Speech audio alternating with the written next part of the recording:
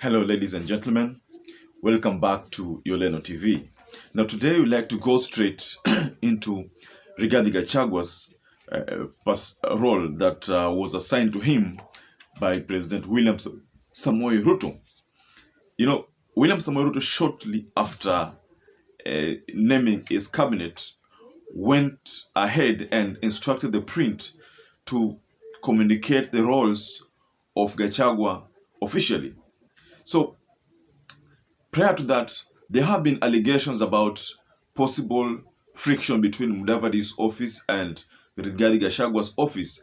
And I think if you look at the previous engagements of Rigathi Gachagua, you would want to say that Rigathi Gachagua was trying to stamp into his authority so that people can know that he is actually the second in command. So, during the time when Ruto was issuing that directive to the print, Rigathi Gachagua's face was not one that was friendly. And from the look on his face, you could tell that he was not going to be happy about anything short of a second in command role. My good deputy, Rigathi Gachagua, who I have a lot of regard for standing with me and working extra hours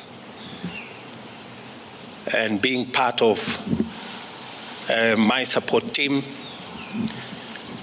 And now, by God's grace, he is the Deputy President of the Republic of Kenya. As I promised, my deputy is going to be a very busy person. And I am sending an executive order for print to assign my deputy very clear responsibilities that will assist me be able to discharge the responsibility, the heavy responsibility put on my shoulders by the people of Kenya, as is in accordance with the Constitution of Kenya. Because, you know, prior in the pre-election pact where Mudavadi was fronted as the prime cabinet secretary, Mudavadi must have assumed that he was going to be as powerful as a prime minister, as powerful as Raila Amolo Odinga in the 2008 pact, soon after the disputed presidential election. So, because of that, there was a camp that was not comfortable with this role of the prime cabinet secretary. That is why you find that even before naming of the cabinets, Rigathi Gachagua was always talking about him and William Ruto, always referring to him and William Ruto, not him, William Ruto and Mudavadi. So he was trying to exclude the Mudavadi factor so that he can be seen that he's a second in command. And I think that is something that played out well for him, because if you look at the roles which have been highlighted for Rigathi Gachagua, then you'd understand that Rigathi Gachagua was successful in that pressure, on that push that he used to, you know, the message that he used to the coded message that he used to communicate with William Samoei Ruto, especially when William Samoei Ruto was abroad for the burial ceremony of the Queen Elizabeth II. So now, let's get straight into these roles. You know, like I said, that the look on the deputy president's face was not friendly. So that means he was not going to settle for anything less than what he expected, and that's according to the Constitution. Because, you know, the Constitution gives Rigathi Gachagua a lot of roles, especially in the coordination of government projects. That, in fact, even when Ruto was the deputy president in the first term, that role was assumed by him. And you could see Ruto vigorously working, you know, as a coordinating person of those projects. And Uhuru was mostly, you know, convening those cabinet meetings and always, you know, handling the policies up there. Now, to my understanding, Rigathi Gachagua is not ready to cede a single role outlined in the Constitution. That's one thing that you can take to the bank. I assure you, he is not ready for that. So we have seen how Gachagua handled himself and the manner and the many times he says that hiyo tuachie mimi na Ruto. And I'm not foreseeing a scenario whereby now Rigathi Gachagua will tell the people that hiyo tuachie mimi, Ruto na Mudavadi. So how will Ruto handle this inevitable friction? Before we get into the analysis of that perceived or rather looming friction, please take a moment and subscribe to our channel if you had not subscribed previously. So now to start us off with, let's get into the analysis of Rigathi Gachagua's powers. And one of those powers that have been bestowed in Rigathi Gachagua's office is fostering good relations between devolved systems of government and national government. That is role number one. And then in role number two, Rigathi Gachagua has been tasked the role of deputizing president in all functions. Deputize the president in all functions. That is the role number two. So role number three, oversee implementation of cabinet decisions. Now that is very, very important. Underscore it. Oversee implementation of cabinet decision. That's one role that we find that is coinciding with the role that has been assigned to Mudavadi. That is where we find that there will be a lot of friction on overseeing implementation of cabinet decisions. So now on to role number four. Coordinate constitutional commissions and independent offices in matters that require intervention of the national government. That's role number four, ladies and gentlemen. Now on to role number five. Coordinate planning and supervise the implementation of development partners, funded programs, and projects. I started off by saying that William Samoei Ruto was tasked with the role of coordinating all the projects. But in 2027, those roles were removed from his office and assigned to Matiang'i. So Matiang'i ended up coordinating these projects, and that was in liaison with the president's office. So that, in fact, that is one of the things that caused a deeper friction between the president and his deputy.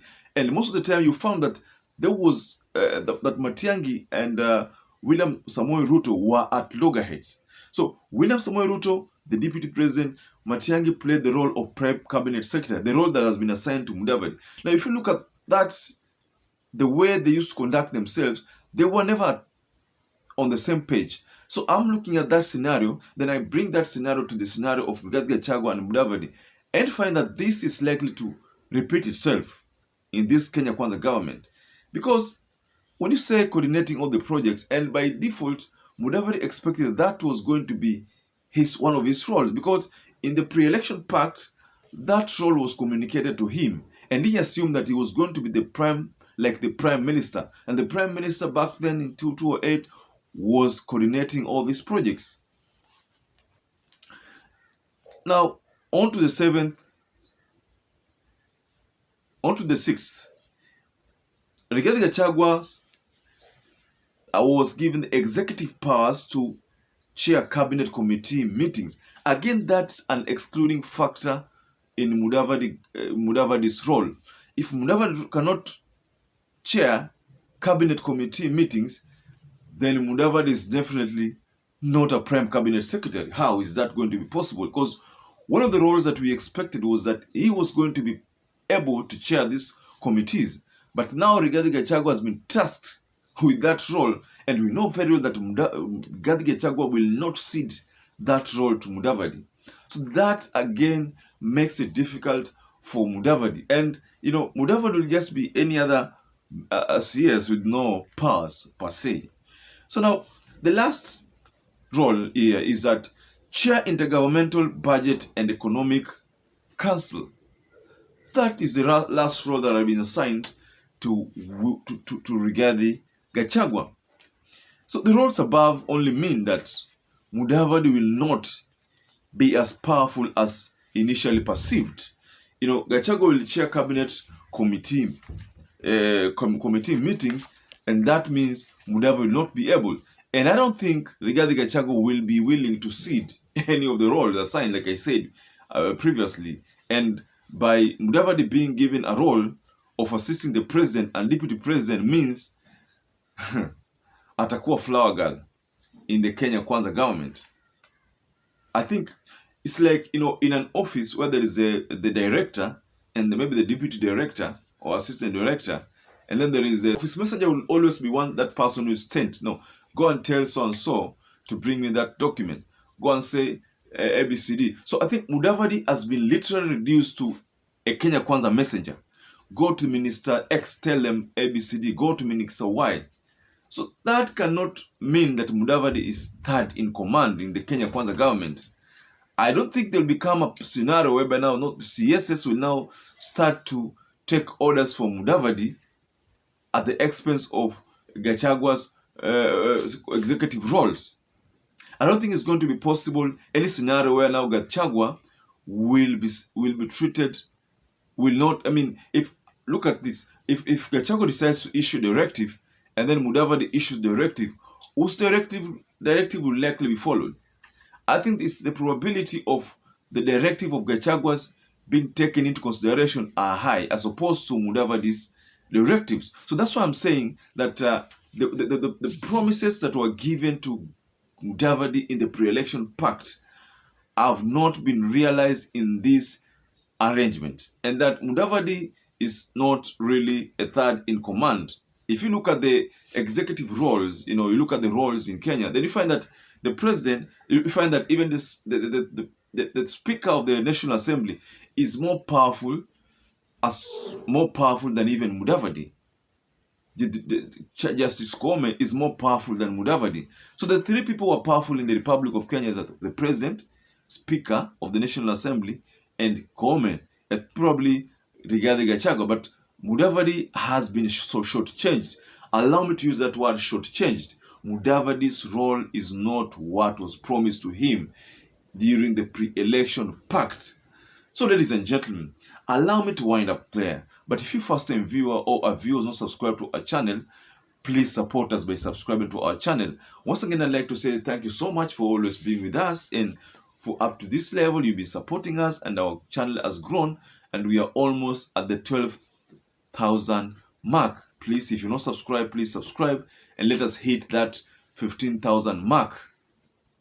So, ladies and gentlemen, allow me to wish you a good day, and please may you stay safe and stay blessed.